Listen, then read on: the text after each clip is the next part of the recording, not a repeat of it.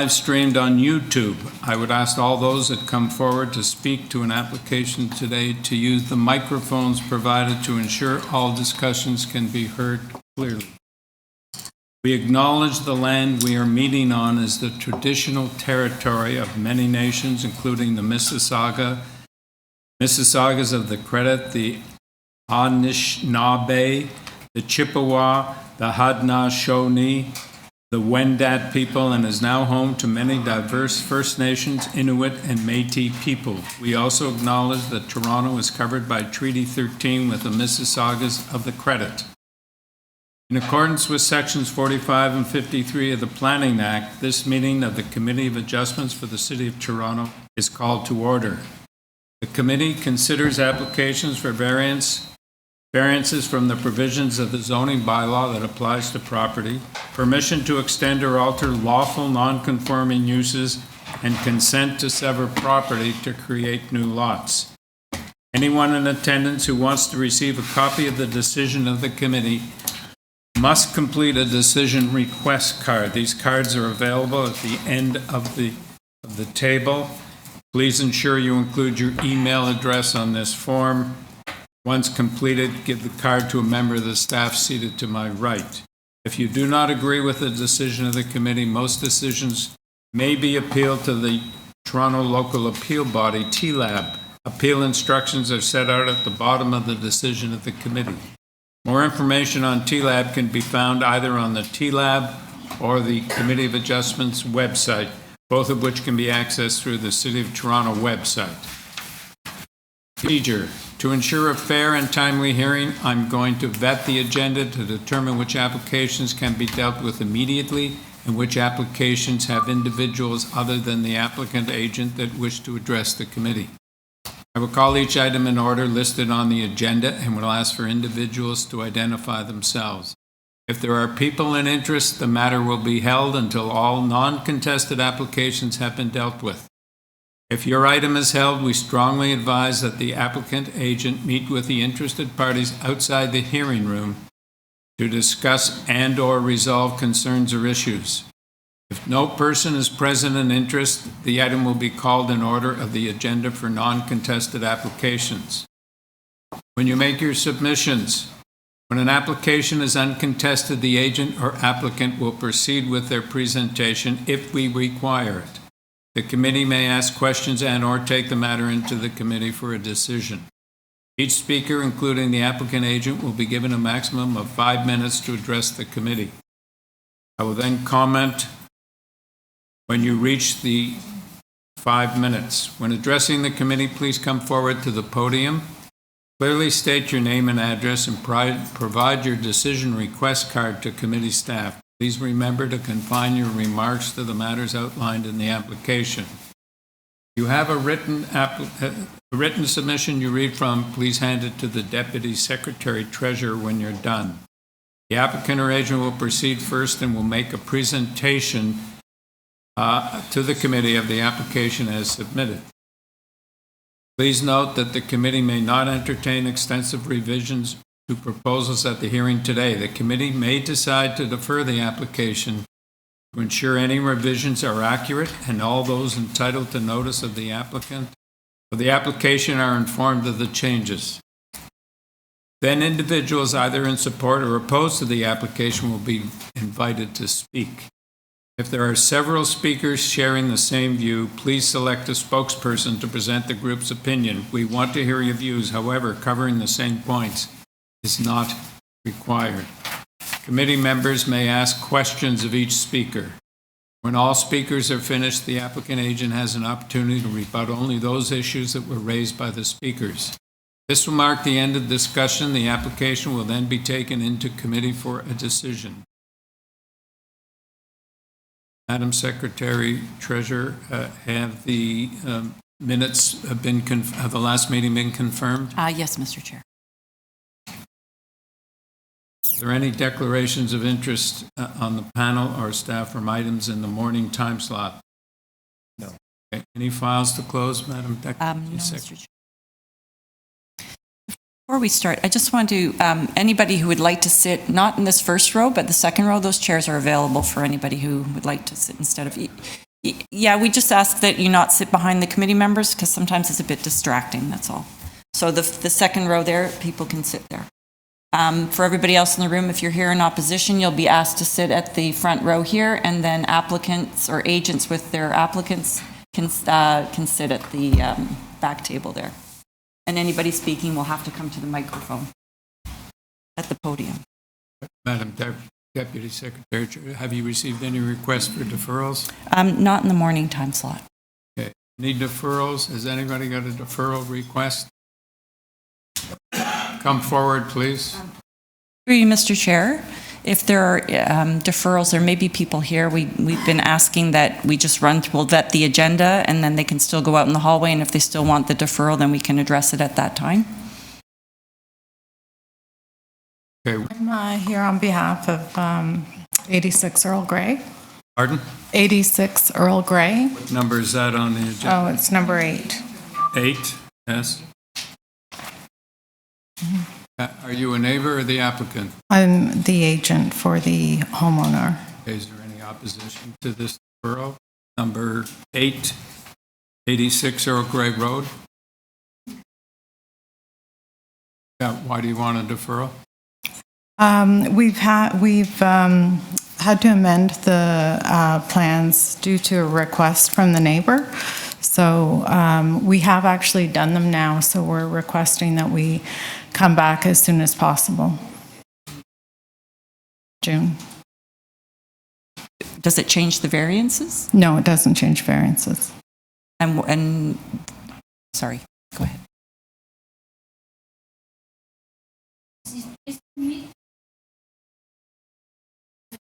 We still need the variance, yes. But there's no change to the application regarding the variance. So then why does it need to be deferred? Because we had to change the drawings. But if the revisions don't change the variances that you're requesting? So the drawings no longer reflect the actual plan because the neighbor didn't want the extension on the second floor on one side of the building. We've removed that, so the application doesn't reflect what the building will actually look like now. Well, unless it's being tied to plans, I don't know that it's a concern. I don't know. This is why maybe we can just... Do you have revised plans here? No. No, we're resubmitting them today, probably.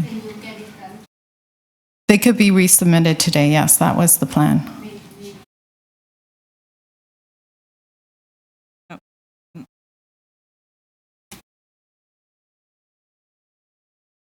Can you have the revised plans submitted before the end of the morning session?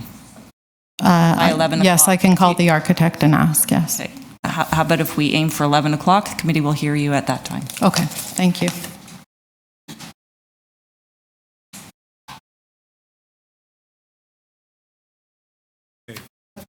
I'm going to vet the agenda.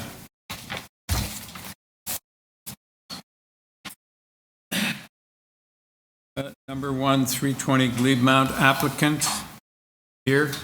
Yes. Any opposition? Anybody else on this? All right, we're going to proceed with that one. Number 2, 1083 Dundas Street West and 14R Halton Street. Applicant here?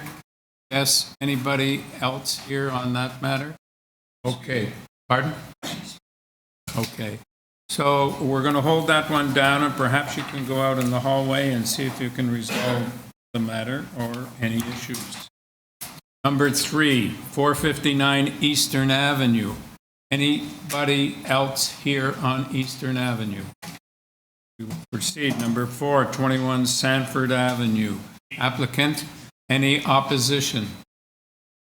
Okay, we're going to proceed with that one. Number 5, 70 Davisville Avenue. Applicant? Yes. Any opposition to Davisville? Yes. Okay. We're going to hold that one down. You can meet in the hall and try and resolve the issues. Number 6 and 7, 1 ADAIR Road. Applicant on ADAIR. Yeah. Okay, anybody opposed? All right, we'll proceed with those. Number 8, all right, 8, Earl Grey, we know that one. So we will hold that one till 11.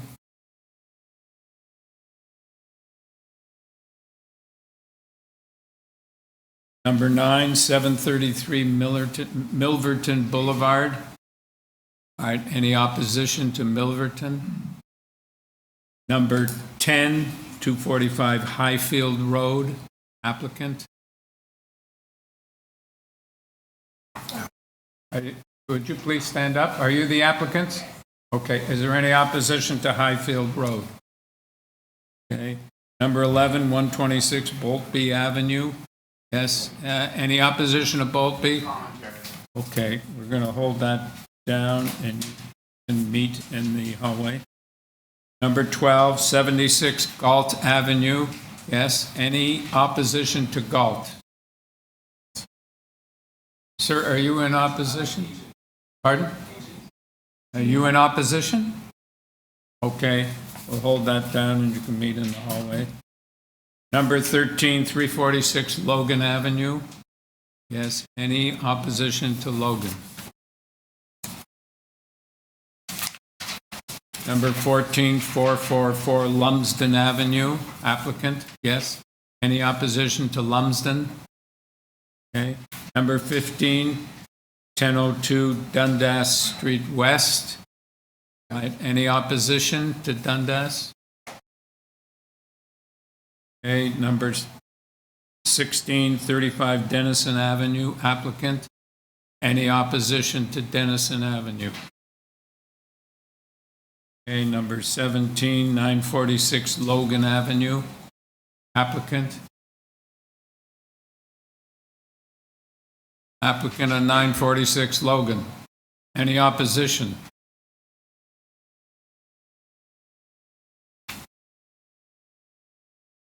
Number 1884 Drayton Avenue.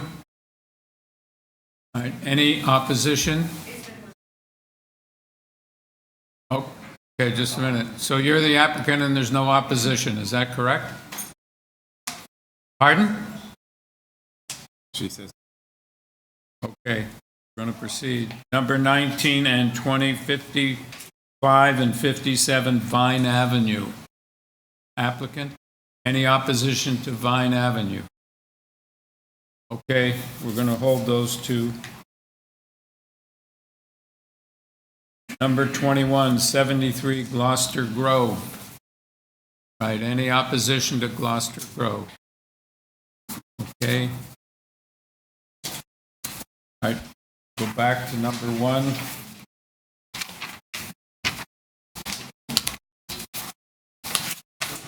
.320 GLEBEMOUNT Avenue. The purpose of this application is to construct a new 2-story detached dwelling with an integral garage, front porch, rear deck, and rear basement walkout. And on this application, we have material submitted by the applicant and a staff report from Forestry.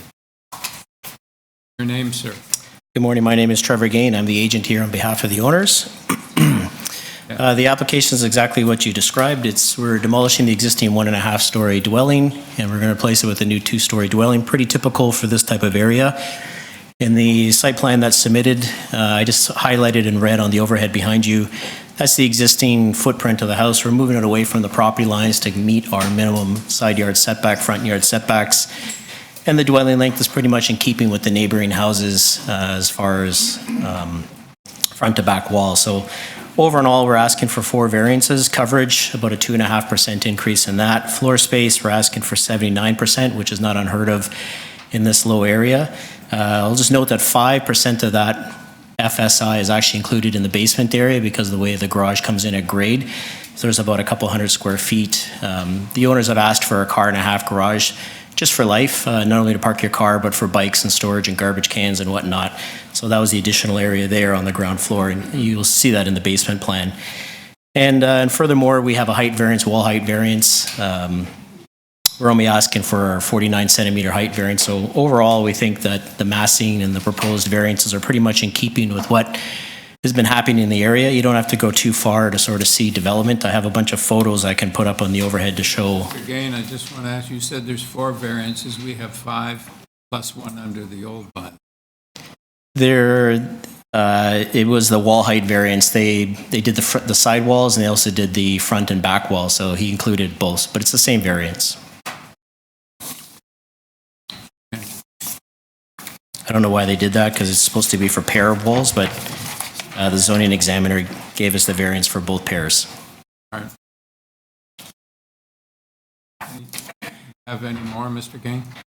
Just that we worked with planning to get it to this point. We have no planning comments from staff other than forestry. So overall, we think it's a desirable house for the neighborhood. It's in keeping with everything else. I think the minor variances we're asking for are minor, and overall, it satisfies the 4 tests. No questions.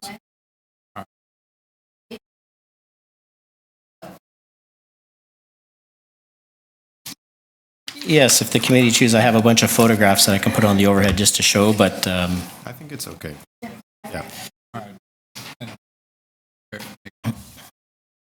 I put forward a motion to approve. I think the variances are all quite minor and in keeping with the development pattern in the neighborhood. Subject to urban forestry 2 and 3. conditions 2 and 3. That's All right. right, we have a second. All right, all in favor? Have your approval. Thank you, sir. thank you. Number 2, 1083 Dundas Street West and 14R Halton Street. And the purpose of this application is to convert the existing 1-story commercial building, which was formerly an auto repair shop, into a restaurant. That's B.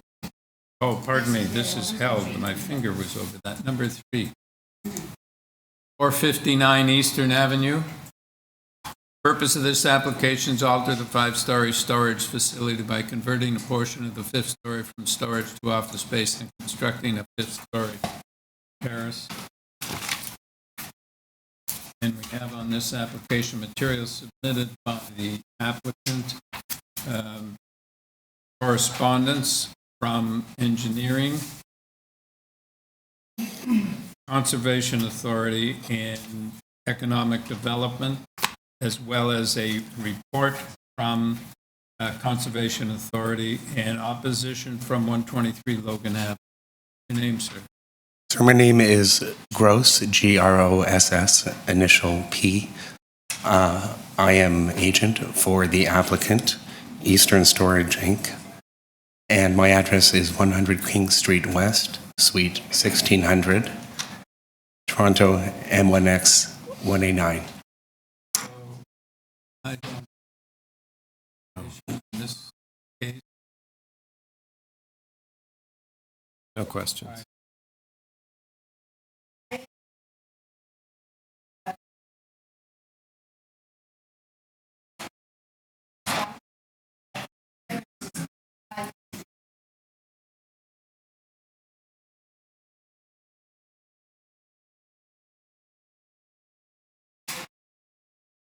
That's a different. Well, I think that no conditions. I'm reading the wrong. that's okay. So your motion is to application. Do we have a second? I would second that. All right, all in favor? Have your approval, sir. Thank you. Thank you, Mr. Chair. Thank you, committee members. Yeah. All right, number 4, 21 Sanford Avenue. Purpose of this application is to alter the existing 2.5-story detached dwelling by constructing a rear 3rd-story addition with a balcony. And we have on this application materials submitted by the applicant, staff report from planning, and a 22 signature petition in support. Your name, sir? Hi, my name is Mike De Oliveira. I'm here from Replacement Design representing 21 Sanford Avenue. Our address is 911 Davenport Road. Pardon? In all of them? In all of them? Oh, yeah, okay. All right.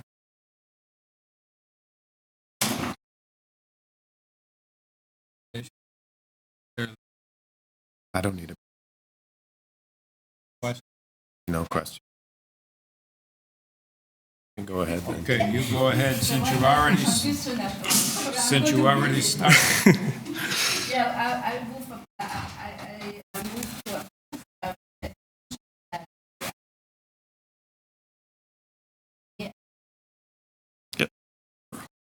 Have a second. And tied to the elevations from December 5th? Okay. I would second that. Sure, I'll second that. All right, all in favor? Have your approval, sir. Thank you. Thank you very much. Take care.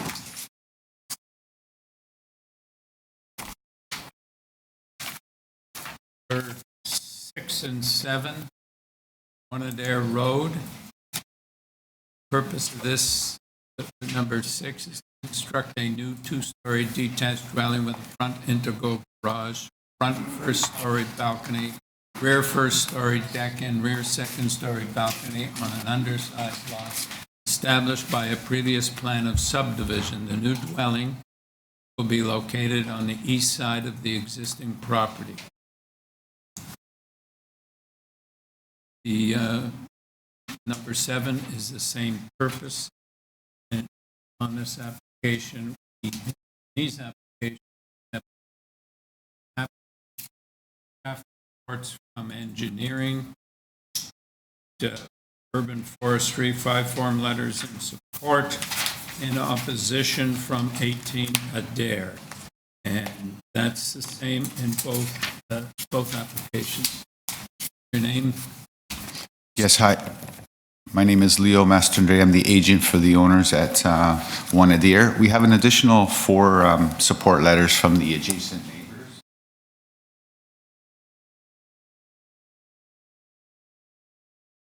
Have further support from 3, 8, 12, and 16 there.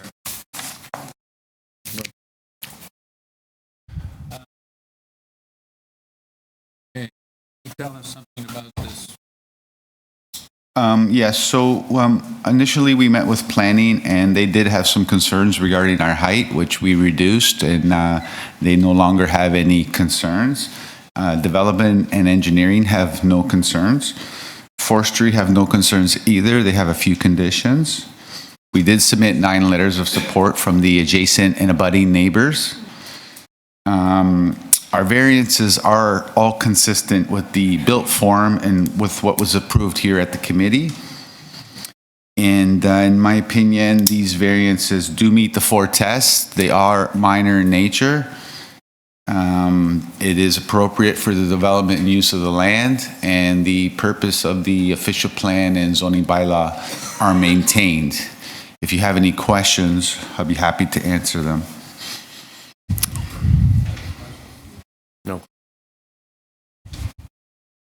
This is the one where you don't need a severance, right? So, No, we don't need a severance. They're as of right lots, okay. but the variance is associated to the frontage, which is consistent, and I do have a lot study.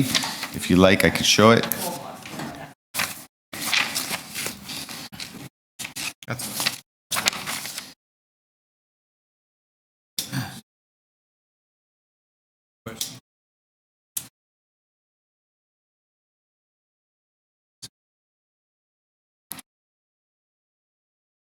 I'll move approval. There are conditions. Are there forestry conditions? 2 and 3. So I'll move approval. Right, you need to get new municipal numbering, right? And servicing. Engineering has asked that they provide service information, and they have to apply for municipal numbers. Okay. Okay, so there's 2 conditions, engineering, engineering has 3 conditions, forestry has 2 conditions. And do we have a seconder for Mr. Clay's motion? Seconded, all in favor? Have your approval for number 6. Number 7, Mr. Clay, would you? So Sure, I'll move approval. forestry conditions are 1 and 2 as opposed to 2 and 3. Right, So and that's, environment conditions are the same? Yeah. Okay, I'll move approval of that as well. I will second it. all in favor? Have your approval. Thank you. Thank you very much. Have a nice day. Okay, it's not yet 11 o'clock. Number 9, 733 Milverton Boulevard. Purpose of this application is to construct a new two-story detached dwelling with a partially enclosed front porch and rear first-story deck. And with this application, it's submitted by planning and urban. Names. Hello, good morning, Chairman and committee members. My name is Eddie Perez. I'm here on behalf of the owner and the designer. As you said, we're proposing a new house, fully detached. Tell us which conditions are existing. Well, I can put the site plan on.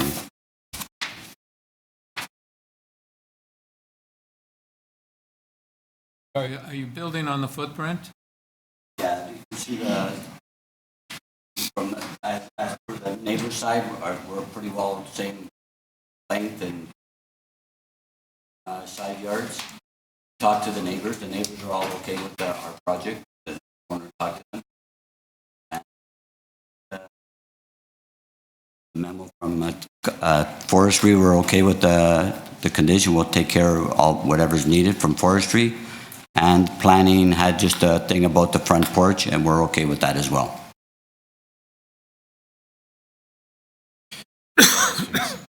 No questions. Yeah, I'd make a motion to approve. I think that this is really in line with what's happening in the neighborhood, and the variances are all quite minor. So subject to urban forestry condition 2 and community planning comments tying the approval to the plans. Yes, thank you. Front porch. Do we have a favor? Have your approval, sir. Okay, thank you very much. Have a nice day. Right, number 10, 245 HIGHFIELD Road. Purpose of this application is to alter the existing two-story semi-detached dwelling by constructing a rear basement extension, a rear two-story addition, rear ground deck, and by performing interior operations. And on this application, we have just materials submitted by the applicant. Hi. Nilufar Sultani from KH Davis Engineering.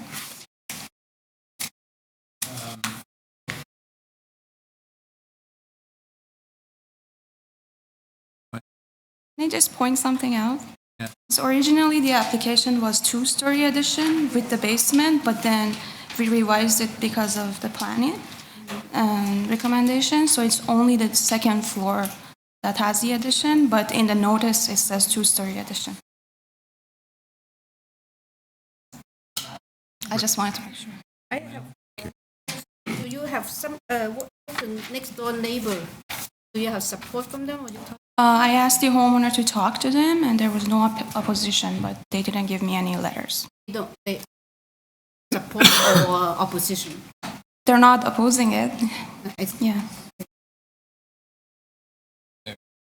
It's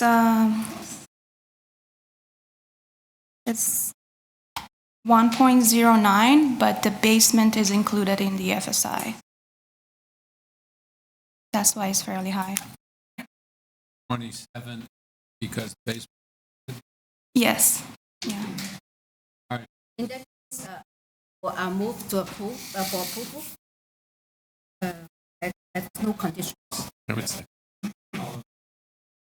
you approved? Thank you. Thank you very much. Thanks. Number 11. Hold on. Number 15.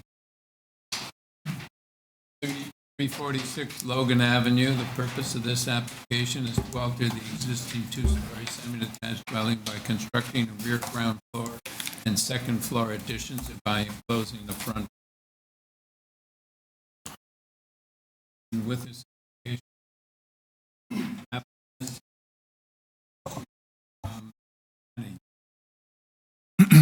Jeffrey Moot, Principal Moot Architect, agent on behalf of the owner.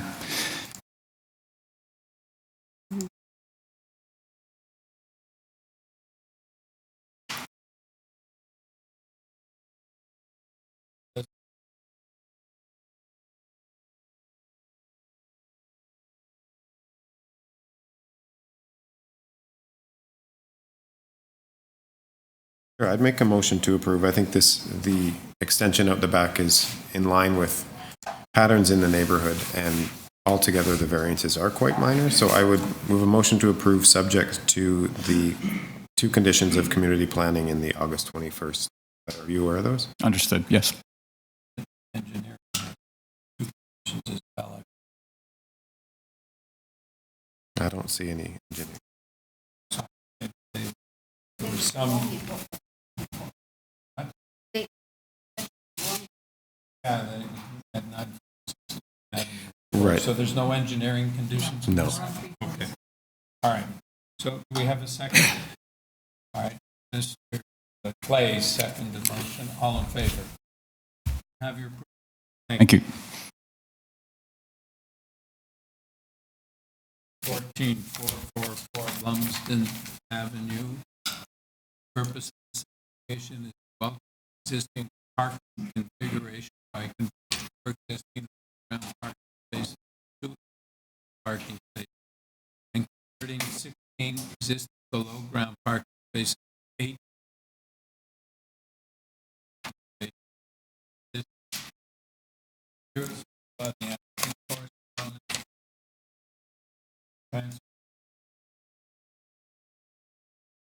And that should protect.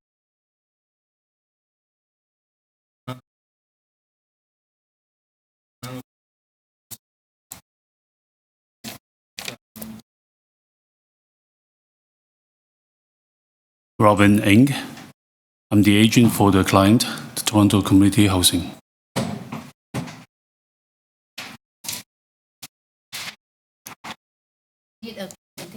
And I think the purpose is good, converting more bare-free spaces. And if there no question from my colleagues, I would like to for approval. I would. All in favor? Thank you. Number 15. 1002 Dundas Street West. And the purpose of this application is to alter. We have an applicant? Are you the applicant, sir? I'm the applicant and the owner, yes. Okay, that's fine. Would you mind if I stayed here? That way I could show you things, or you'd prefer me up there? Okay. All right. The purpose of the application is to alter the existing 2.5-story mixed-use building that steps down to a 1-story rear with ground floor commercial and residential above by adding a front 3rd-story addition and a 2-story rear addition for a total building height of 3 stories. A rear 2nd-story terrace and front 3rd-floor terrace will be provided. And with this application, we have materials. Applicant.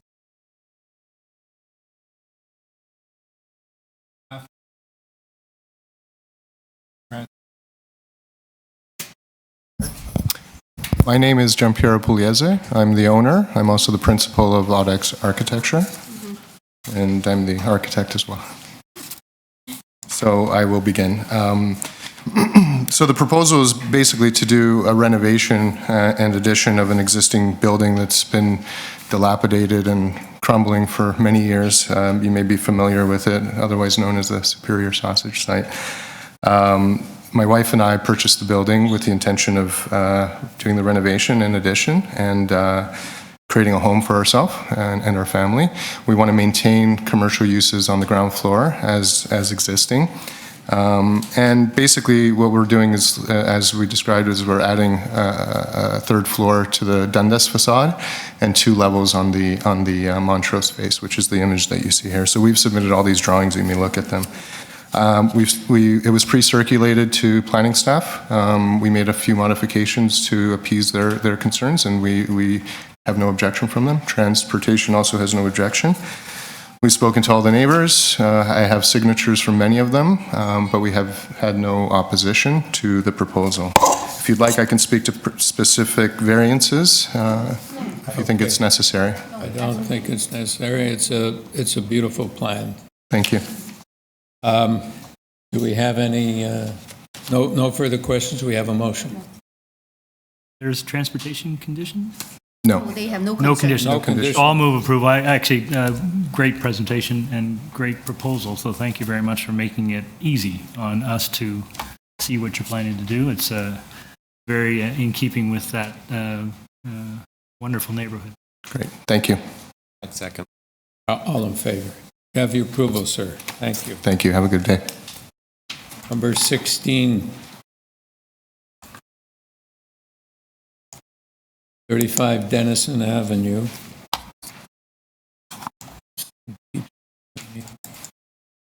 Purpose of this application is to construct a new 3-story detached dwelling with a secondary suite located on the second and third floors. There will be a front basement walkout, a front second-story balcony, and a rear third-floor balcony. And with this application, we have material submitted by the applicant, a staff report from Urban Forestry, and correspondence and support from 37 Denison Avenue. We have your name, please. My name is Maggie O. I am the applicant of my client.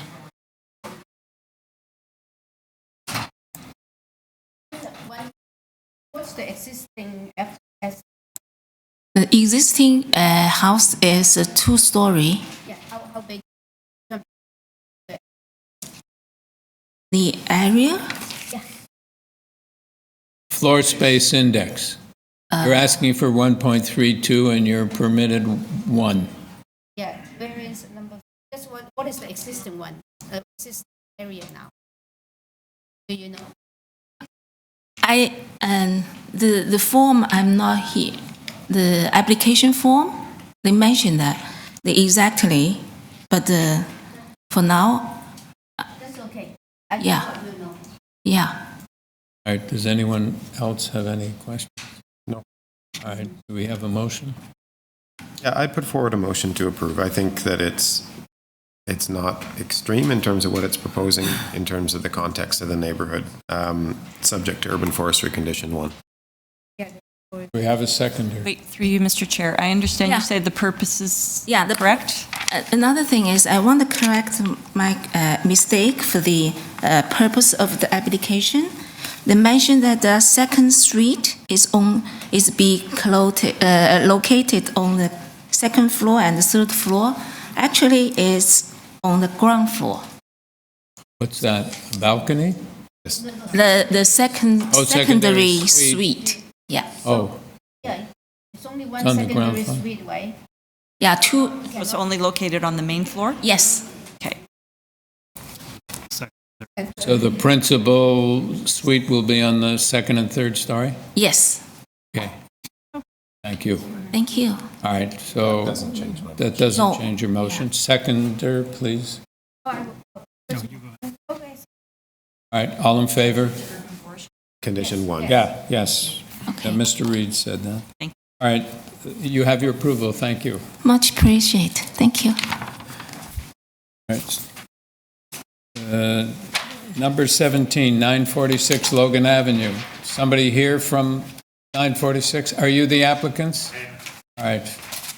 So I take it there's no opposition because when we called it before, nobody answered. So, all right, the purpose of this application is to construct a new 3-story detached house with a basement secondary suite, front and rear basement walkout, second floor rear balcony, and a third floor rear terrace. A new 2-story laneway suite with an integral garage will also be constructed facing the public lane. And with this application, we have material submitted by the applicant, staff reports from planning, engineering, and urban forestry. We have support from, letters in support from 958 Logan, 47 Arundel Avenue, 9 form letters, and 1 letter in opposition from 956 Logan Avenue. Your name, sir? It's Christian Huggett. I'm the applicant and the owner. All right, okay. So perhaps, do we need a presentation? I don't need it. Okay. Just for clarification, Chair, I did reach out to the letter of opposition / support. The comments were really questions, and I have sent a letter and email back to them and went back, tried to connect with them several times. I heard nothing more from that. So, And they're not here? as far as I know. Okay. Thank you. So, Mr. Reed, do you have a motion? Before we move to motion, just the soft landscaping, can I just probe that a little bit? Most people will hear a lot of that from the committee these days. Sure. Maybe you can speak to it. You're reducing it, or is that existing? It's reducing, yeah. But I can Just a quick summarize. Sure. Just for context, this is my wife and I bought this property as our long-term home, and we're really excited about the opportunity to build our long-term home as well as some future rental opportunities within a few-minute walk of two subway stations, Pape and Chester Avenue. We're very excited about laneway housing. I'm a planner by trade, so this has been something that's been near and dear to me for a long time, and why we actually bought this lot.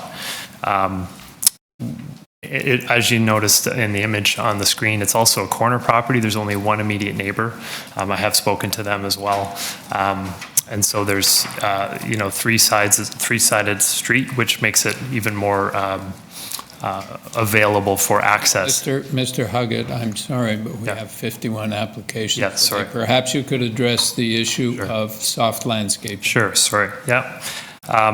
So in terms of soft landscaping, we had a discussion about that with the city planning, and have agreed to a green roof on the canopy, as well as permeable pavers within the patio area at the front, to increase, although they don't trigger in the zoning, they are considered additional measures of infiltration. So the green roof counts as soft landscaping? I don't believe it does currently, but it's in addition to the variance, and we're at 64%.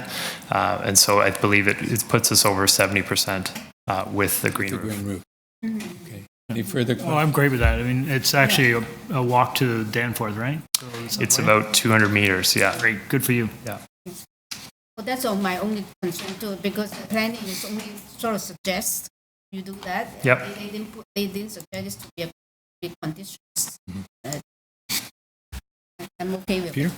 Okay, do we have a motion? Yeah, I think this is a well thought out application from a site-wide perspective. So I put forward a motion to approve subject to the 4 conditions from community planning, as well as the engineering services request for some revised drawing. Yep, no problem. We've already incorporated those as well. Okay, great. As well as forestry condition number 1. That's right, forestry condition number 1. Do we have a seconder? Yep. Mr. Clay. All right, all in favor? Have your approval, sir. Thank you very much. Thanks. Number 18, 84 Drayton Avenue. Purpose of this application is to alter the existing 2-story semi-detached dwelling by constructing a new front porch, rear 2-story addition with a 2nd-story balcony and ground floor deck. And with this application, we have material submitted by the applicant, staff report from Urban Forestry, correspondence and support from 89 Drayton, and opposition from 82 Drayton. Your name, please.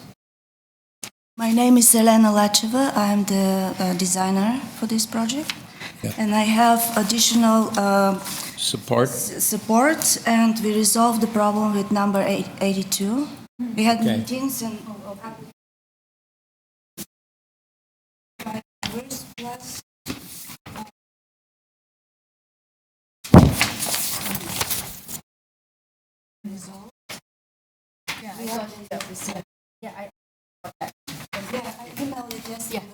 Okay. Oh, it's not. I printed out myself. Yeah, it was electronic. Okay, so we have a form letter of support from 86, 88, 89, 37, and 85 Drayton Avenue.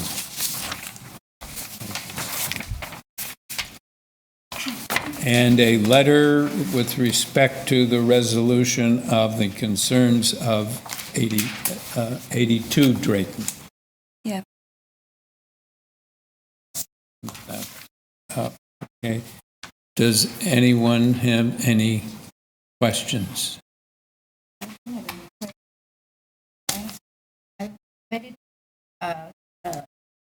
Motion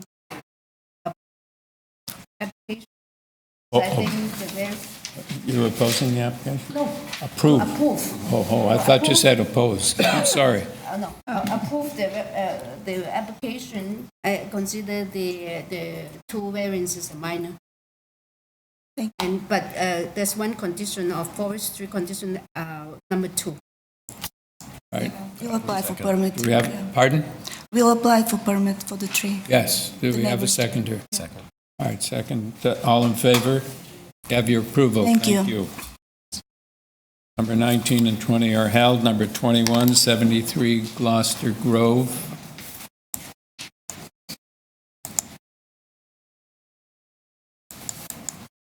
Hello, my name is Osrin Stambuk. I'm the applicant. Could you just hang on 1 minute? I'm sorry.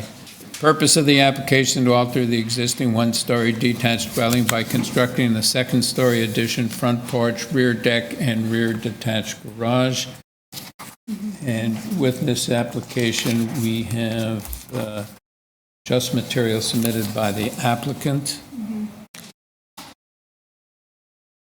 Okay, so perhaps you could just tell us about this. Sure, so Your name is? Osrin Stambuk. Osrin Stambuk. Yeah. Go ahead. So we're proposing to build on the existing footprint of the one-story bungalow, basically a second-story addition with a loft space on top. The garage variances stem from replacing an existing dilapidated garage with a new garage, pretty much in the exact same spot. And we've opted to raise the main floor instead of underpinning, so to allow more light to come in through basement windows rather than sinking the basement further into the ground. Dealing with all that excavation, we're asking to raise the main floor. That triggers the 1.39 meter height, but the building is still, there are no wall height variances, there's no building height variances, so it's still reasonably located. And the front yard variance is being triggered because we're rebuilding a bay window that's already there. So we're just squaring it off. That's existing? It's existing. It's to the existing foundation wall. Okay. So does anybody have any further questions? All right, do we have a motion? I think it's fairly straightforward, a good proposal. I'll move approval.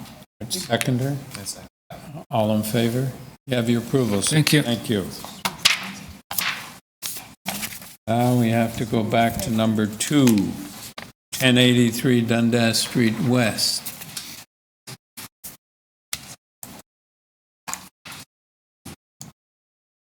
And 83 Dundas Street West, anybody here? Maybe they're still outside. All right, let's move on then to number 5, 70 Davisville Avenue. Are you here? Okay.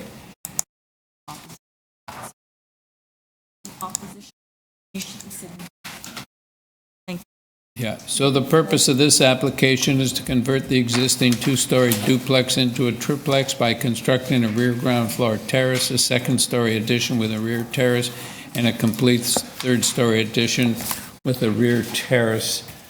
And on this application,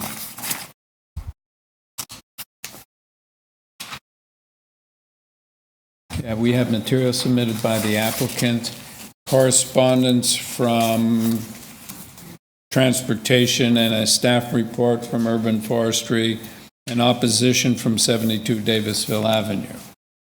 Your name, sir? Thank you, Mr. Chair. Last name is Bronskill, Bronskill, first initial D for David, here as the agent for the applicant. And I'm actually joined by a representative of the applicant as well. Just very briefly for the committee, this site at 70 Davisville, as you probably know, sits on the north side of Davisville. It's roughly 250 meters from the Davisville subway station, depending on how you walk, 3 to 4 minutes walking distance. It's an eclectic stretch of Davisville. There's the Davisville School to the west, which is in the process of being demolished and rebuilt as a 4-story structure. There are then this little pocket of houses, but to the east, some of those houses are 3 stories. Then there's the 6-story retirement residence, and then the full block of that going all the way through. South side of Davisville, different land use designation, apartment neighborhoods, but obviously some much taller buildings within that apartment neighborhoods designation on the south side of Davisville. I raise that because I'm going to have a very brief comment for you just in terms of maintaining the general intended purpose of the OP. It is a neighborhoods designation. And so, as you well know, some of those tests speak to respecting and reinforcing the existing physical character of the neighborhood. But I wanted to say just 2 things about this proposal, given that it's taking an existing duplex and in a modest way intensifying rental housing within walking distance from the subway by adding the 3rd rental unit. So it would be 3 rental units within the triplex. I acknowledge it's not the significant intensification that we are seeing in the city, but it is adding rental stock within proximity to the subway. The 2 things I would just say about the OP test: 1, we have to look for a prevailing character under those policies. And I would simply submit to this committee, given the review I've just walked through with you, I'm not really sure there is a prevailing context that we often see on the neighborhood streets. And secondly, there is a policy added through OPA 320 that I've just pulled up on my electronic device to avoid paper, and it speaks to lots fronting onto a major street, which this would be, are often situated in geographic neighborhoods distinguishable from those located in the interior of the neighborhood due to certain characteristics. One of those is differing lot configurations. That wouldn't apply here. But the other 3 all do: better access to public transit, adjacency to developments with varying heights, massing, and scale, and direct exposure to greater volumes of traffic on adjacent and nearby streets. When you have those characteristics, this policy actually then says, in those neighborhoods, such factors may be taken into account in the consideration of a more intense form of development on such lots. And I just raise that to say that what is happening here is a more intense form of development, but our client has worked extensively with planning staff, and planning staff, although hasn't written, I can advise, does support. They did ask for 1 change at the front, which will result in an improvement to the streetscape. The below-grade garage is being taken away, and in fact, the existing front pad parking is also being taken away. So while there is a space on the front that is being maintained, it's permeable pavers, there's no landscape variance before you, and the existing streetscape, in fact, is going to be improved as a result of this. So we believe it's exactly the type of modest intensification, or this hard to define elusive missing middle, that we need to deliver on lands such as this when you've got proximity to the subway and when you've got varying land uses and built forms around it. In terms of the adjacency, while there is a 3rd floor being extended or added, the actual length of the dwelling isn't being extended. And so the actual depth of the building in proximity to 72 doesn't increase. Each of the floors will have... Is this, Mr. Brunskill, I suppose this is detached as opposed to semi-detached? Yes, technically, yes. What do you mean technically? Yes. Okay. Yes.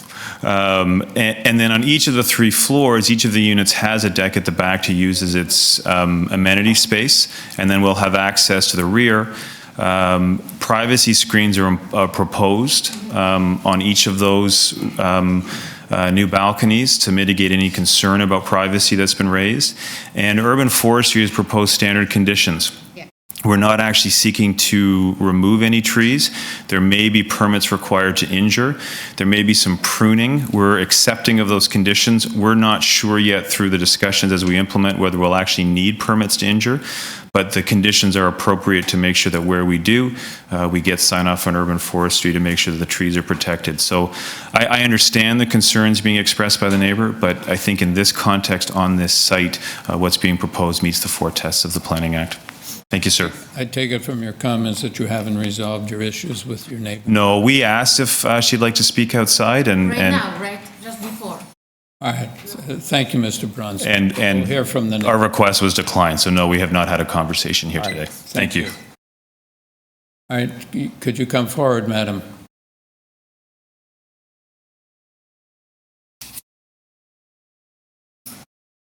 We have your name. Claudia Tanaka. And could you tell us what your concerns are? Address 72 Davisville Avenue, the east side neighbor. So my concerns primarily are about the trees. Thank you for posting the memorandum from the urban forestry. I would like to ask the committee the question. It says that the applicant... Yeah, go ahead. The applicant is not precluded from applying for application to injure the tree, to ask for the permit to injure the trees. But these trees are my trees. The entire trunks of these trees are inside my property. However, they are right at the property line, so at the fence. So it means that a lot of major branches are spreading out over. And I think that I do have a right to protect my own trees, so it means that the applicant does not have the right to ask for the permit to damage my trees because they're in my property. Or am I incorrect in this understanding? Well, I think I don't want to offer any legal opinion because my memory goes back to law school. That's a long time. So I think you have to take that up with forestry, urban forestry. Yes, so I would like to understand if... But urban forestry is there to protect the trees. They will do what they can, but it's possible your neighbor may be damaging the trees in this. But that's something you have to do with urban. Doesn't mean the neighbor has the right to apply for the permit to damage the trees that are in my property, which are my trees. I understand I have that right because they are in my property, but they're not in the neighbor's property. So why does he have the right to do that? We can still put a condition suggested by the urban forestry. Condition number 2, which is that if they injure any tree, they will have to apply for permits. Or they have a duty to protect trees. When they apply for permit, they will have to work with urban forestry. One thing doesn't make sense. I have the right to apply for this kind of permit because they are entirely in my property. So I don't understand why he has the right since this is not their trees. But the trees either branches overlook his property or the roots are on his property. Mm-hmm. So that's what he's applying. So it's considered he has the equal rights, the same as I do. I don't know whether he has equal rights, the same as you do, but he has certain rights with respect to the tree. But it's something that we don't deal with. It's something you have to deal with urban forestry. Okay, and then there are other concerns with the extra variations that are being proposed. A lot of additions are getting closer to the east side yard, which is my lot line, and that's why this will affect my trees in the back and the front and my shrubs. Like, for example, the balconies that are going to be much bigger, deeper, and closer to my property line, so they're going to collide with the trees, as a matter of fact. All those will be dealt with on the permit to urban forestry. We can put a condition.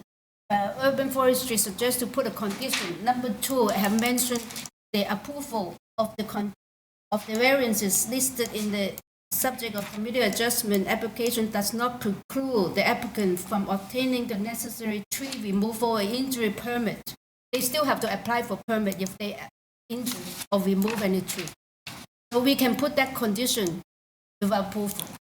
I'm concerned about the front, as how this is going to be affecting my front tree and my shrubs, if they're going to damage them too, because they're going to get closer to my property line. But again, it's all dealt with that permit and okay. The last question I have is nobody was able to answer from the city hall is the zoning for my neighbor and is low density residential property, I understand. So what the low density means, how low density is low. So there will be 3 apartments spreading above my backyard with big balconies overlooking my backyard, invading my privacy and damaging potentially my trees. And on the basement floor, right now it says there will be storage, there's no apartment, but let's say maybe in the future they will decide to make an apartment because they want the extra nice fancy entrance to that apartment, to the basement in the front. And what is it allowed actually in my residential area? How many tenants are allowed? There are so many apartment buildings right across the street with lots of vacancies. Well, that's going to be the owner's problem. If he can't rent his apartment, he can't rent. He's going to spend money fixing it up. And if he can't rent it, that's his problem. But this diminishes the reason why he has the right to make such a big dwelling next to me, to invade my property, to injure my trees, and to invade my privacy as well, and also create lack of sunlight, because it would be a solid block structure. Could you wrap up? Your time is up. Your 5 minutes is up. Could you just wrap up now? Yes, so my concerns are mainly about damaging the trees, invading privacy, and I want to know how many tenants are allowed next to me. That's all. Okay, thank you. Mr. Bronskill.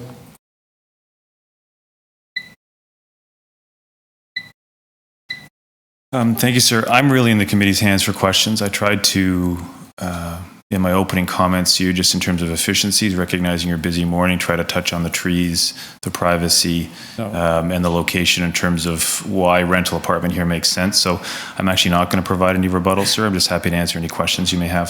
Does anybody have? Sure, I have one. Do you know what the existing height of the existing building is, Mr. Bronson? I see you're going up about 2 meters from the permitted height, but it looked like from the front that the height is already fairly high. I'm going to say through you, Mr. Chair, to the front, it's roughly, we're adding about 2 meters to that front peak, and then there's a point at the back where the roof peaks. I don't have the technical measurement of the height for you, sir, but it's roughly 1.5 meters to 2 above the existing front second story.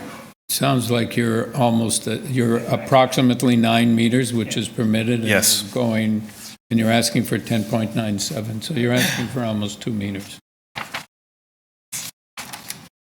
It's to make that third story, they roughly have 8 to 9 foot ceilings for each of the units. Yeah, they're all 9 foot ceilings to go through.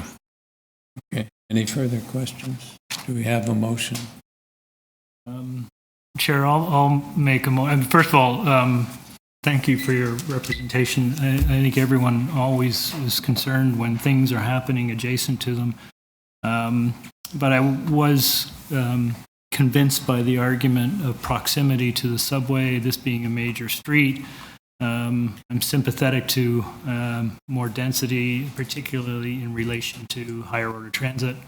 These are important things for neighborhood building. I see you've taken certain measures to screen from the balconies against the neighbors' backyards. With regards to the trees, I mean, you should be assured that the applicant does have to go through a process if they need to prune or damage some of the trees in some respect, and they will go through that with some rigor to make sure that those trees are protected to the extent possible. So I'm satisfied with this proposal. Is in keeping with the neighborhood, and I'd put a motion to approve. Oh, can I ask one question? Please, because maybe I missed your presentation. For your illustration, the 3D illustration, the building seemed to have a flat roof. Yes. And then from your elevation, seem to have a different type. No, I'm not sure which you're looking at. The elevations do show a flat roof. What happens is there's a bit of a step in the flat roof. I just can't, maybe it's just because we are electronic, it's just so different. The front elevation looks so different. It's existing. They may be existing. That's existing? Yes, the architect did include the existing in the package, Yeah. which I took out of my package. Oh, yeah, that's for you. when you asked the existing height. Yes. That's what is so, existing height there. Okay. Thank you. Because And- we have so many little things. So the motion's with the conditions from Urban Forestry? Yes, number 2. Okay. I'll do we- second that. Seconder, all in favor? Have your approval, sir. Thank you. Number 8, 86 Earl Grey Road. I see that you're back. Are you ready to proceed? Thank you. Right, the purpose of this application is to alter the existing 2.5-story semi-detached dwelling by constructing a rear 2-story addition with a 2nd-story covered deck porch. With this application, we have just material submitted by the applicant. No, they corrected it. Yeah. Oh, right. Well, before you hand anything in, can we just have you explain it? Because maybe we don't need to accept that extra paper since we've gone paperless. Okay. So what had happened was So that... could you give us your name? Oh, again, sorry. please? My name's Alexandra Saff, Arc Interiors. Yes. I'm here on behalf of the architect who's not well today. So forgive me if I'm not clear, because I don't do this usually. So basically what happened was we did an extension on the second floor for the full width of the house. The neighbors were concerned that it would block some of their light, so we've reduced that to one side of the back of the property. What happened was that when we submitted to the city, there was an error, a clerical error on the city's part, that it was a typo in the square feet. However, in the square meters, it was correct. So originally, pardon? Okay, so, but we were told downstairs that we would have to resubmit because the architect didn't catch the error in the square footage. Through you, Mr. Chair, maybe I can speed things up here. So is the floor space index of the proposed altered dwelling still 0.72 times the area of the lot? It's 0.77. It should have originally been 0.79, and that was the typo. It was, we were... Sorry, but it's 139.9 square meters? Yes, regardless. Mm-hmm. It's 0.77? It's 0.7. Yes, originally it was supposed to read 0.79. We reduced it, so now we're asking for 0.77. Which is 139.9 square meters? Yes.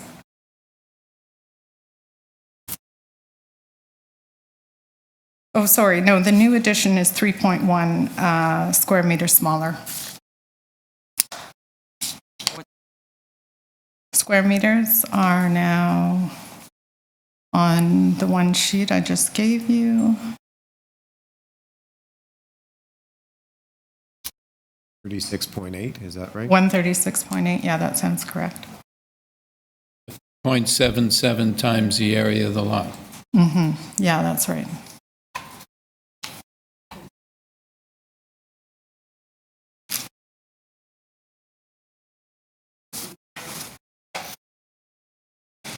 Okay, so that the notice that went out was incorrect?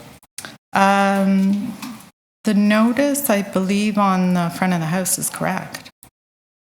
That notice, do you mean? Or do you mean? No, the notice that was sent. Through you, Mr. Chair, the notice that we issued was issued based on the zoning review, which was just, we were just told had the incorrect floor space index, but the square meters were correct. Now they're reduced. And now it's all been reduced. Except that Except for- the floor space index is 0.77. as Which is opposed to less than 0.72. what we should have notified, which was 0.79. Oh, okay. Yeah. It's still smaller. The square footage has gone down. Part of the notice was correct, but the actual floor space index calculation was incorrect. So you'd need to decide whether or not that still Notice is constitutes a proper notice. So And then also, I don't know if you want to see the revised plan and if you want to tie it to the revised plan, but I'm not sure. It doesn't really change. I don't think we need the time. We have satisfied the neighbors in terms of their one concern, and the homeowners were happy to do that to sort of keep the peace and a good neighborly feel, so. We have a question for the panel is that the actual notice that went out says 0.72 times the area of the lot, 139.9 square meters. The actual floor space index is 0.77. The area of the lot has now been reduced to 136 something square meters. So in some respects, it was, in one respect, it was correct, the square meters. In the other respect, times the area was incorrect. Does anybody feel that we have to defer the matter so a notice can be sent again? I'm okay with that. The reason is that applicant already satisfied the opposite. The fuel price elevation. And I think that because we're reducing it, I do not have problem supporting this. I agree. I don't think that's a meaningful change in the density numbers in terms of getting opposition from the neighborhood. All right. You have a motion then. So I would like to move the motion with the revised amended numbers. 177 times of the lot area is 136.9 square meters. And tied to the, is it only the elevations we submitted today? No, the plans as well. The plans and elevations, okay. yeah. Here.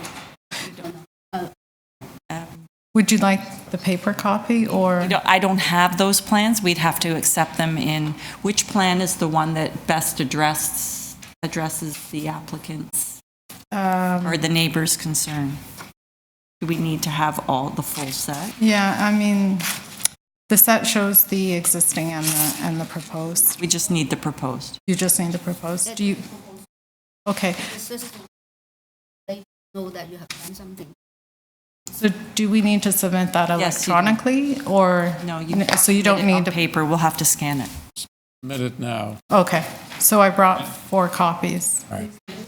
Just one? Weather condition.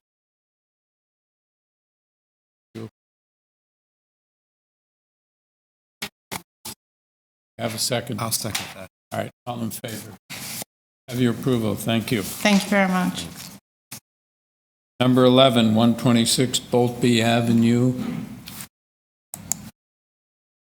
Purpose of this application is to partially demolish the rear of the existing 2-story detached dwelling and to construct a rear 2-story addition, rear 3rd-story addition, and rear 2nd-story rooftop terrace.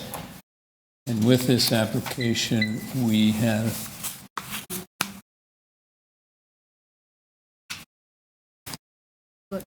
material submitted by the applicant, 12 form letters in support, as well as a letter from 135 BOULTBEE and 2 Seymour Avenue, or I guess those are 2 separate letters. What's your name, sir? My name is Bernie Paisler, and I'm the applicant for 126 BOULTBEE. Okay, so we have 11 letters of support from the neighbors. The neighbor at 128 at the last minute said that they weren't in support of the height of the building. So we've actually eliminated those variances and changed the roof height down to less than 10 meters. So basically, we're going to delete variance 1 and variance 1 on the other under 43886. So the variances under both bylaws are eliminated. Also, The soft landscaping, we actually do have some soft landscaping at the back, so we're going to increase it from 0 to 23.26 meters. So that's an increase on the landscaping. Yeah, 23.26 meters squared. Number 4. Yeah, 5. Well, it's 4 now. They changed the numbers. Oh, yeah, Should have okay. needed one. Oh, okay, so it's 4 if the numbers are changed. That's 23%. Just to be clear, 23% or 23 square meters? It's 23 square meters and 23%. Okay. Just worked out the same. Okay, have you had discussions with your neighbor? Yeah, and actually, Did you come to any agreement? they're in agreement with all the changes that we've made now. Okay. Yeah. All right. Thank you. We'll hear, well, just a minute. Thank you. We'll now hear from your neighbor. Okay. You'll have an opportunity to speak again if necessary. Thank you. Good morning. My name is Paul Johnston. I'm a planning consultant, and I'm here on behalf of the owners that you've just referred to at 128 BOULTBEE Avenue, and they are Michael Halmanen and Sue Diaz. And as the applicant indicated, they were concerned with the original drawings and the height of the building. And so the proposal that's been made to eliminate the height variance is something that they are supportive of and are here in support of a change in that respect. And I have a simple request, and that is that the application be approved on the condition that the drawings, the building is constructed substantially in accordance with the plans. And if that condition is acceptable, we would have no objections to the proposal proceeding. All right. And have those revised plans been submitted? Yes, They are. as I understand they have. That's part of this package? Yes. Thank you. Thank you. With that? We don't take a position on the landscaping. I think it's a good idea, but it's for you. All right. Oh, Mr., thank you. Thank you. Mr. Budworth, we just want to check on, have all the up-to-date plans been filed, including? Yeah, the landscaping's been shown on the revised plan too. And they're all, and can you give us a date of the revised? I was, Or when they were? last week, I think. Would that be, oh no. I have September 4th here. Oh, 22nd of January. okay. Graham? I think it was Jacob. They're on the website already, so it's showing on the website.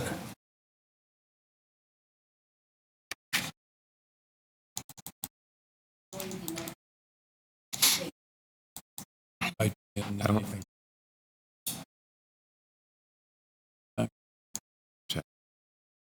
Drawing do not have that met. Oh, no. January, yes, Because but it's you have it, you have additional. It's not in the supplement. You go to the website, it's showing on the website. Yeah. Thank you. Yeah.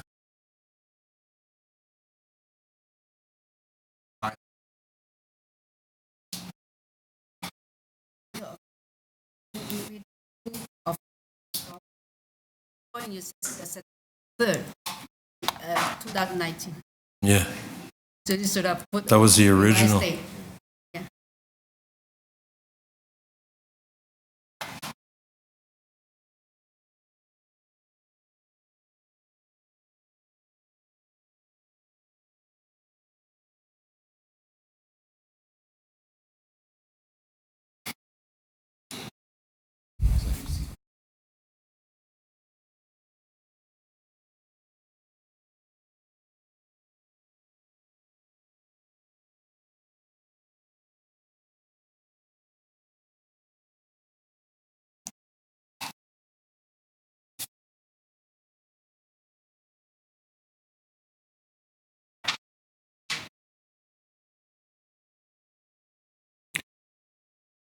Or do you have a hard copy of the plans here?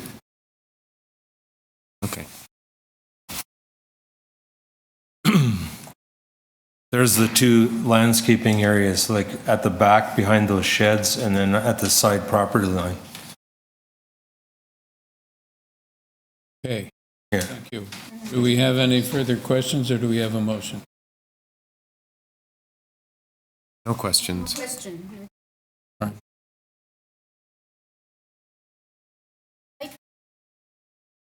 Move for approval with the revision that to delete variance number 1, both bylaw, both number 1. No, just a minute. That's already been deleted, so you're going to delete something that shouldn't be deleted, so. Oh, that's, and also our number 1 that is not deleted, is going to be deleted too. No. Oh, you, in the supplemental package? Okay. In that case, the revision on variance number 4, the landscape is 23% of rear yard. We have a second. I'll second that. All in favor? Story. And tied to the plans. Tied to the plan. Submitted January 23rd. Substantially built. Seconder? Second. Second. All in favor? Have your approval, sir. Thank you. Have a nice day. Thank you. Number 12, 78 Galt Avenue. The purpose of this application is to alter the existing 2.5-story semi-detached dwelling by reconstituting the front porch, reconstructing the front porch, constructing a 3rd-story addition with a rear deck and a rear 2-story addition with a 2nd-story balcony and a rear basement walkout, and creating the secondary suite in the 3rd story for a total of 2 dwelling units. And on this application, we have material submitted by the applicant, a report from Urban Forestry, 18 form letters in support and opposition from 72 and 74 Galt Avenue. Your name, sir? Hi, my name is Joe Dome, 1101 Steeles Avenue West, agent for the applicant. To begin, there are a number of changes that we would kindly ask the committee to consider. Of the 5 variances from the new bylaw, we're proposing to remove variance number 1, variance number 5, and to significantly address variance number 4. Okay, so 1 and... Variance number 1, variance number 5, and we're going to significantly address variance number 4. Okay. So tell us about number 4. What is it going to read now? Okay.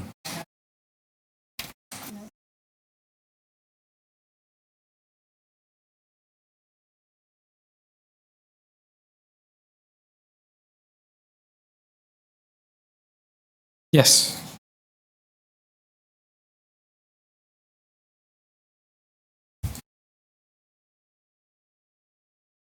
Yes, that's right.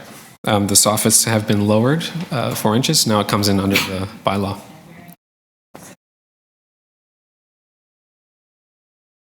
Yes. That's been removed. There's a bench added in the front on the 2nd story, and so that should address that variance. It's a 1% discrepancy. Okay, so number 4, please tell us what that is going to read like now.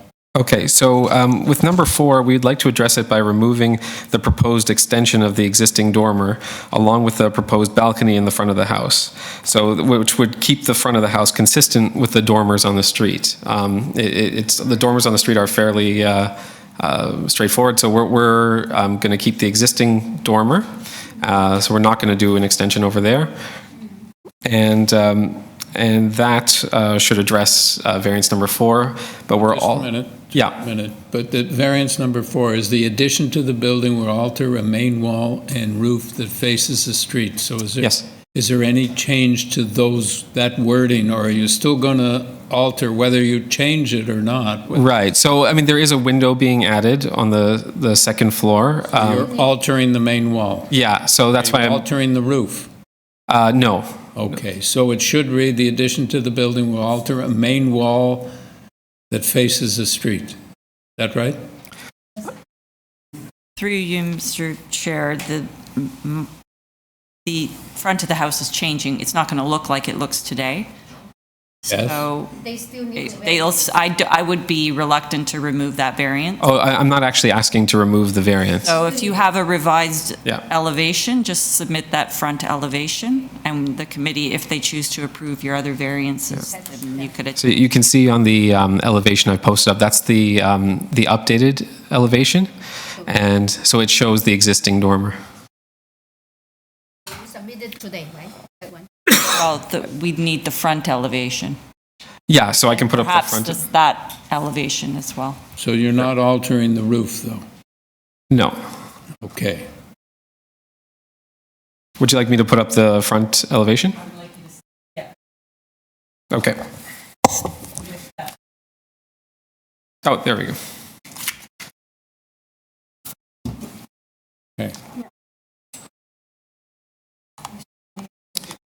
Okay. Okay.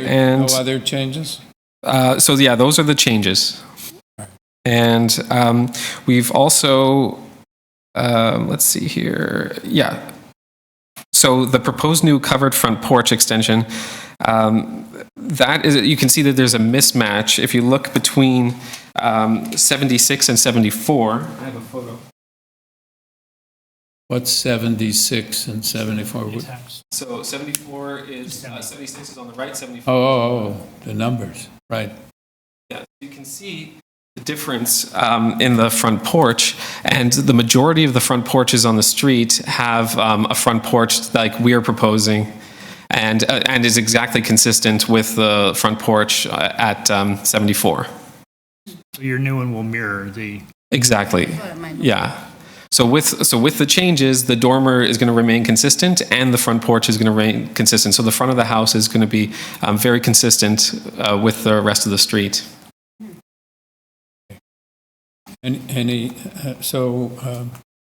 Were you able to address the issues of the neighbor? So we spoke about it, and I haven't been able to satisfy them as far as the changes go, and that's of course their consideration. Is there anything else you want to say, because we're going to hear from the neighbor now? Sure. Yeah, so I basically wanted to mention that variance number 2 that refers to the proposed FSI of 1.1, we'd like to point out that the existing FSI of the house is actually 0.9. And there's an existing rear ground floor extension that will be rebuilt. The proposed increase in FSI is due to the second and third story stepped back extensions, which are needed to make these 2 suites into more attractive and comfortable living spaces. Okay. Thank you. Okay. To come forward, madam. I'm actually here on behalf of my neighbors who are traveling for business. Please tell us your name, your address, and who you represent. Sarah Bolter, 52 Galt Avenue, representing my neighbors at 54. They're the ones that received. I didn't receive anything. I think we were the cutoff. Okay. So I asked all of my neighbors south of us, and we didn't receive anything. Do I give this to anybody? Yes. There you go. Okay, so these people live at 54? 54, they're one house north of me. And they actually submitted something last night to that gentleman, Mr. Bulger. I don't know, have you received it? Not if it was submitted last night. Probably not. So is there any way to forward that to you? Because they sent it to me this morning. I said I would show up on their behalf. All right, please tell us.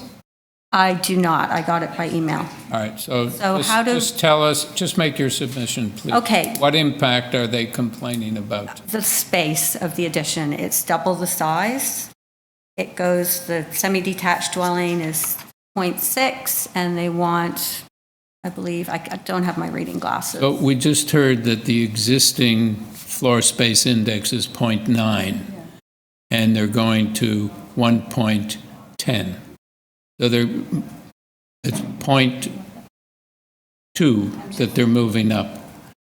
So they're Chapter 10, 10, 40, 40, 1A, bylaw, blah, blah, blah. They say the item No, I understand. The permitted floor space index is 0.6. The existing floor space index at this time is 0.9. Okay. And the people you represent may also be at 0.9 or something, or they may be more than 0.6. They're wanting to add on 2 other back rooms, and I know they don't have 2 other back rooms. They're a 3-bedroom.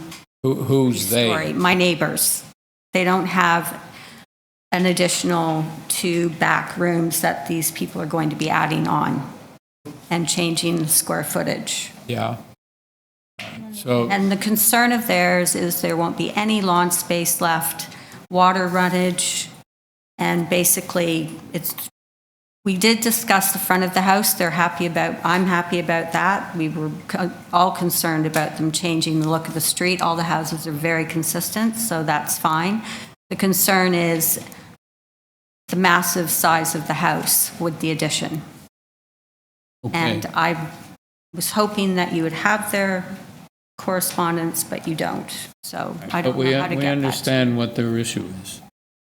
Okay, and so they're concerned about soft landscaping as well? They are. They're also concerned about building right up to the property line of the neighbors and invading the privacy of the neighbor. But it's not invading. And that being a precedent for other people allowed to do so on the street. Sorry, Chair, can I just ask for clarification? I'm sorry, in terms of the properties that you are representing, can you just restate what number you're representing? 54. You're a few houses down. I'm just south of them. I don't know, but a few houses.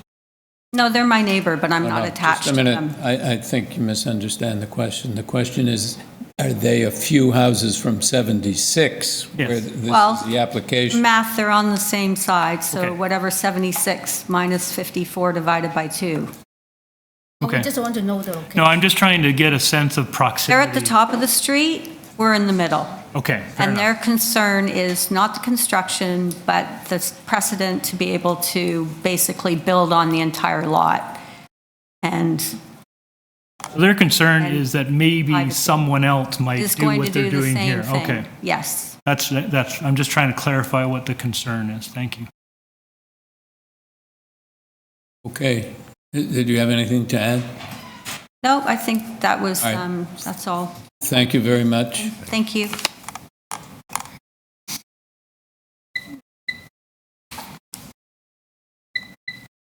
So tell us about this side lot lines, et cetera. Are these existing or? They are existing, that's right. Okay. Yeah, so that they won't be coming any closer. They're exactly the way they are. Wood stair, you're only going to replace it with concrete, right? Right next Y- to yeah. Okay. And the rear yard condition where you are adding the density, is that entirely on the existing footprint of the? Yes, so there's an existing one-story addition in the back, so it's not going any further. We're not asking for any length or depth variances, no rear yard setbacks or anything like that. Okay. And plus there's privacy screening we've added privacy screening to the decks. Just in terms of the modifications you're proposing, I'm just looking at the letter from 74. So in your view, are 74's concerns met? Yeah, I think that their concerns regarding upkeep and their concerns about that, the owner is, this is an effort by the owner to beautify the property and to make it a much more attractive living space. Any further questions? Do we have a motion? I'd put forward a motion to approve. I think the variances are all either very minor or reflecting existing conditions, as amended, and subject also to urban forestry condition number 1. All in favor? Have your approval, sir. Thank you. Thank you very much.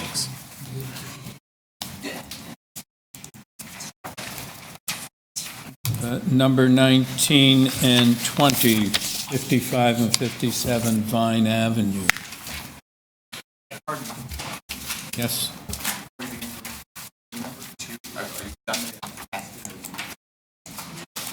Well, yeah, you weren't here when we called it, so we'll deal with Vine, and then we'll come back to you. Unless, is 5755 Vine Avenue here? No, yes, all right. So you're number 2? Yes. Pardon?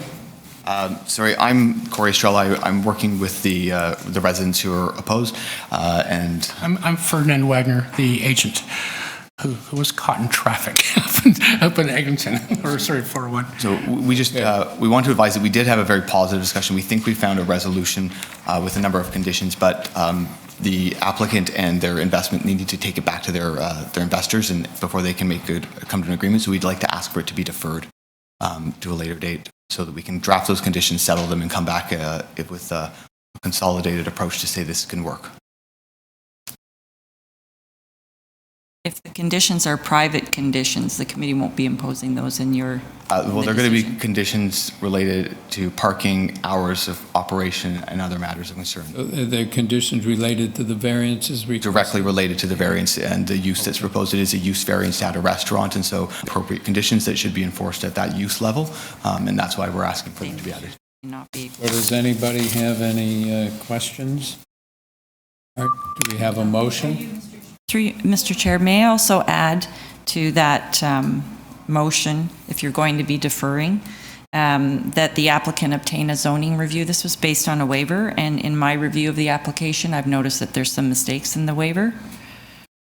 So this would be a good opportunity for them to actually file for a zoning review and have their variances identified by a zoning examiner.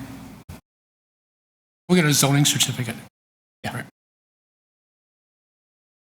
Yeah, that would mean sure that this doesn't come back again to ask for a side yard or some other technical variance at a later date. Yeah. Okay. So we have a motion with respect to the deferral. So you both agree to the deferral? Yes, we do. Yeah, so both I do. move, No.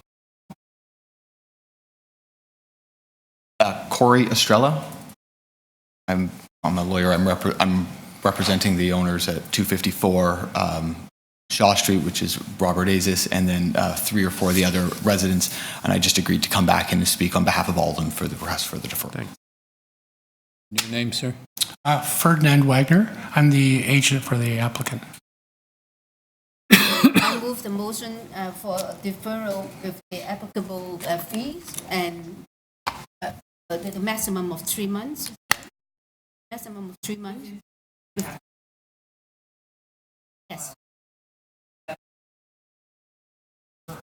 Yeah. And subject to receiving a zoning review. That's fine. Yes, sir. Not like this. But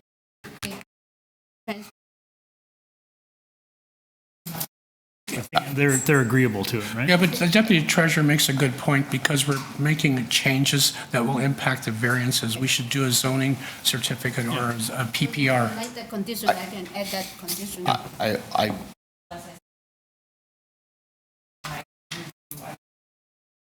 So we'll ask them to do that as well. I would just caution that I do work in the industry quite a bit, and we file a number of zoning reviews lately that have taken longer than 3 months. So that's the only reason I understand your concern, is that I would worry that if the condition, it doesn't come back, I don't want to see them lose their application because of it. They're working cooperatively with As long as applicants can prove they're working in good faith at following the instructions of the committee within 3 months, and we have a target date, then we won't close the file. But if there's no action, then they run the risk of having the file closed. And I see no problem with the condition, and we will happily help them prove that. So do we have a seconder for the condition? Yeah. For the motion? I'll second, Chair. All right, Mr. Clay. All right, all in favor? You have your deferral. Thank you. Okay, thank you. Thank you very much. Okay, so... I don't like this one. Think about that. Also get a certificate of zoning sometimes. They look like they. All right. Number 19 and 20, Vine Avenue, are you here now? You are. Okay, if you just hang on a minute, I gotta... Purpose of the application number 19 for 57 Vine Avenue is to construct a new 3-story fourplex with 1 unit per floor, including the basement. The fourplex will have second and third floor front and rear balconies, a rear exit staircase, a front basement walkout, and a rear surface parking accessible from the rear lane. And we have before us on this application material submitted by the applicant, email correspondence from Transportation, staff report from Urban Forestry, support from 51, and opposition from several other addresses on Vine. And 55 Vine, the purpose of that application is to construct a new 3-story fourplex with 1 unit per floor, including the basement. The fourplex will have second and third floor front and rear balconies, a rear exit staircase, a front basement walkout, and rear surface parking accessible from the rear lane. And on that application, we have, looks like the same material we had on 57. Thank you. Your name, sir? Bernard Watt. I'm the architect and agent. These are 2 separate lots currently owned by 2 different people, and they are separate applications and will eventually, once finished, continue to be owned by separate owners. But these are twin in the sense that you're doing exactly the same thing on these 2 lots? They're a mirror image, yes. Okay, thank you. The 4 2-bedroom units are meant as rental units, long-term rental units for... Just a minute, sir. Is the opposition here for Vine? Could you come forward and sit in this row? Go ahead. The units are proposed as long-term rental for couples with a child or people sharing. It's not an Airbnb. It is not short-term rental. It is not furnished rental. The location is at the heart of the Junction neighborhood. Vine Street is a 2-block-long street that has a mixed character. The north side is core employment uses that are immediately adjacent to a very busy CPR rail corridor. In that north part, there's public storage, there's office building, there's a headquarters for a construction company and a large food store. The density allowed is 2 times coverage. To the south is the residential portion of Vine, which has a mixture of 2- and 3-story detached and semi-detached houses. It has row houses, and recently 5 townhouses finished a few years ago, and more recently a fourplex at the very end of Vine and McMurch, and 50 McMurch, identical in nature to what is being proposed here. So, Mr. Watt, are there existing houses on these lots? Yes, we just showed you the first picture, which showed the, can you put it on again? That's what's there today.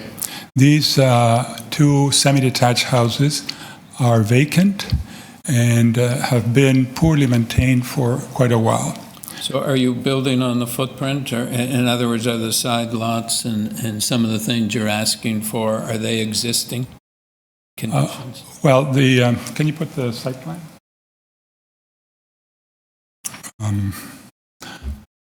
This drawing shows the existing house profile in the red dotted line, and the proposed in the slightly yellowish orangey color superimposed. The different lines speak to the different variances that we have, and I will get into that if you want now. You can see it. Sorry? We can understand your plan. Okay, good. So The proposal was reviewed by community planning. What you see today was sent to community planning and to transportation. There were no comments, as is in writing from them. A detached fourplex for rent has been a permitted use in the City of Toronto for at least 80 years. It is a simple and logical solution to provide rental accommodation in the neighborhoods as infill projects. The proposal has no variances in use, in front and yard setbacks, in height, in main wall height, and in landscaping. How many square feet in each unit? There is a plan that shows. Just the one that's 800 or 900 square feet? Yeah, 834. There you see the plan. It's a two-bedroom. That's on the second floor. There's a stair that brings you up from the ground floor, combined dining, living, and then two bedrooms at the rear. As you can see, the spaces are very tight, and complying with the 14-meter building depth was not possible. We're over by 1.8 meters. That allows us a second bedroom. And having four of these is also what generates the surplus in density, FSI, which is variance number 2. So I'm just going to get into the detail of the variances. Number 1 has to do with building depth. Sir, your time's up, so perhaps you could tell us whether you've... we can read the variances, we understand. Okay. So were you able to resolve may I interject? These are two separate applications. 5 plus 5 57 now. I feel I have the right to speak for 10 minutes. Is that correct? Well, let's deal with 57 first. Okay. 57, variance 1 is the building depth by 1.8 meters. No, we understand that. I just want to know if you've been able to satisfy your neighbor. The neighbor, as we spoke earlier this morning, has a concern with the number of units. The concern is from a property owner that owns the townhouse right next to this, and the fact that this proposal, when taken both together, will create 8 units, and for him, this is too many for comfort. In other words,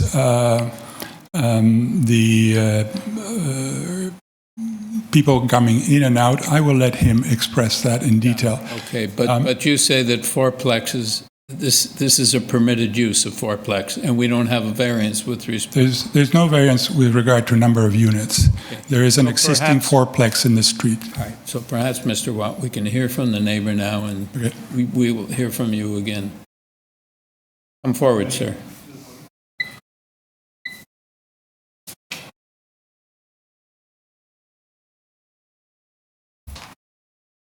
Hi, Michael Pizzorno. I'm at 61 Vine, which is in the first picture. You can actually see the side of my building. So are you immediately next door? I'm immediately next door, yes. Okay. I guess, just to put my concerns in perspective, the list of variances is directly related to the fact that they're putting it's presented as 2 buildings with 4 units. It's really clearly a 1 building with 8 units, but all the variances are related to get the... Just a minute, they're 2 separate ownerships, so they are 2 separate buildings. It's been arranged that way, it appears, yeah.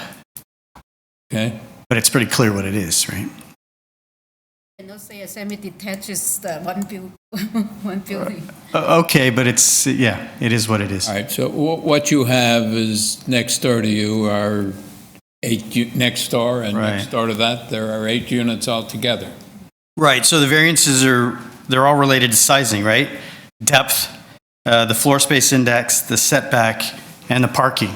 And that's all related because you got 8 units put in what's 2 semis, right?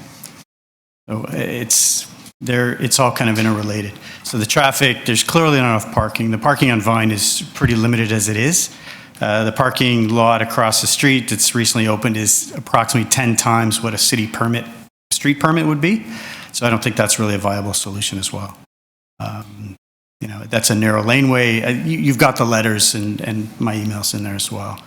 I don't. So I just want to ask about, your building is one of these adjacent to 57? Can I come up? Yeah.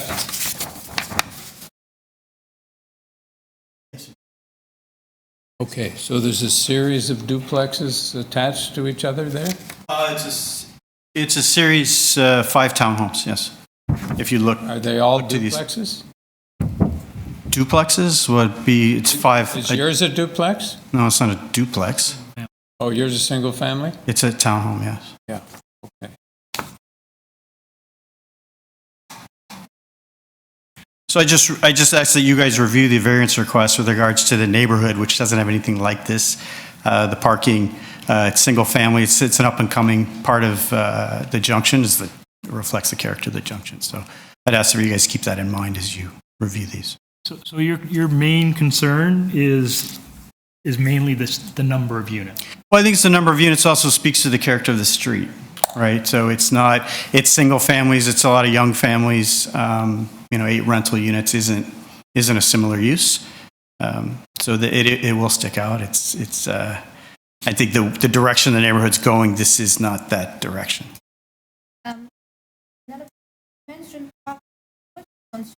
Many or too few, I forgot. No, I think given the variance, I think they're providing 2, but the ordinance would require 5. It's on both sides. So you're putting whatever the excess cars are on the street, which, if you roll into the neighborhood at 7 o'clock, there's no parking, right? Okay, so do you have parking? I've got a garage, yes. Okay, so is there permit parking on the street? Yes, it's set up for permit parking. Is there parking available? That's a different. Do you know? I'm just saying it's difficult to get a parking spot, and if you throw 3 cars times 2 is 6 cars on the street, there's an appreciable difference in availability. Have any other concerns? No, sir. All right, thank you. Yep. Mr. Watt?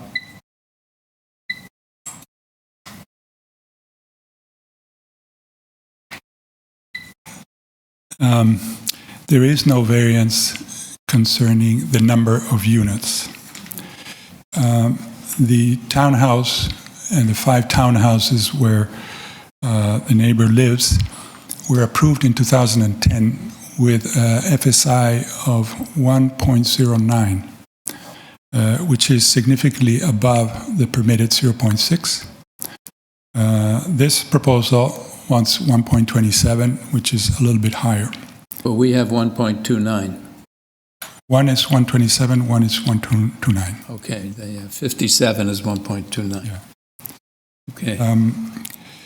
In regards to the variances, not all of them are related to the size of the building. There is a variance on 55 in relationship to windows onto the lane. It's a funny variance because the lane provides such a big distance between the 2 houses that really the entire building code would deal with this quite differently. It would allow you to count up to the middle of the lane for fire purposes. Anyway, that's that variance. The more significant complaint has to do with the parking. As you see in the drawing, each fourplex has 2 cars accessible from the rear lane. And we're showing 3 cars parked on the street at the front. This would make for 7 cars, assuming those 3 can get permit parking, which they can. I will leave with you a letter from Permit Parking from last Friday, which says that permit parking is available in this part of the city currently for somebody who can prove that they cannot park within their lot. On top of that, there is a parking lot that opened last year across the street on the public storage facility for 32 cars. We obtained a letter from them last Friday that they have 16 spaces available at $150 per month, which they're prepared to rent on a long-term lease. The owners of these fourplexes are willing to commit to a long-term parking rental on behalf of future tenants, if that is an issue for this committee. The marketability of the units will obviously be hinging to some degree on parking provision. Normally in these kind of projects, the basement units do not need parking. So that would take it down to 6. There's 4 plus 2 in the street. There is permit parking, maybe 1 or 2 across the street. We don't think there is a parking problem. What's the public transportation? How far? No comment. No comment from public transportation on this issue. No, but how close is it to public transportation? Oh, there's buses going south on Kiel. Kiel is about half a block to the east. There's a bus stop there that takes you directly to the Blur Line subway in about 5 to 10 minutes. And there's all kinds of transportation on Dundas Street. Thank you, sir. I'm going to leave with you the...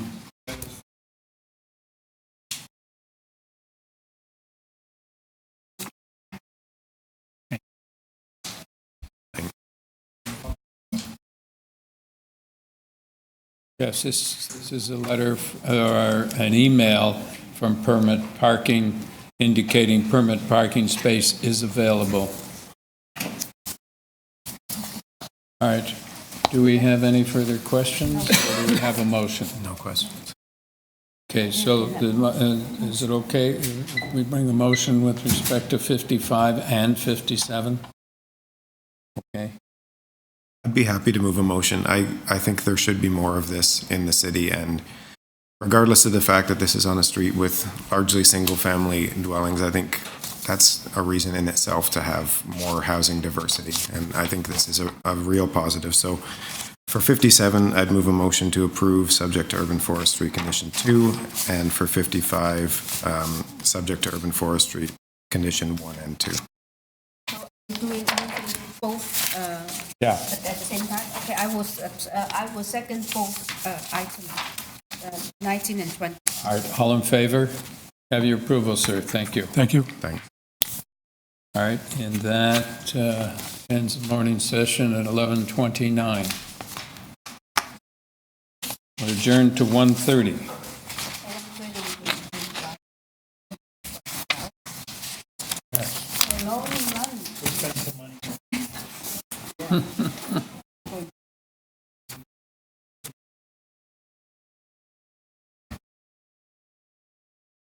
Is there, Yeah. we usually the morning sessions are longer. Yeah. How do we lock them? Just log out. Oh, it will automatically lock anyway. That doesn't mean anything to me. It will be locked. You need a password. I would just sign out. If you can sign out if you want, it's the same thing. And you're making your locks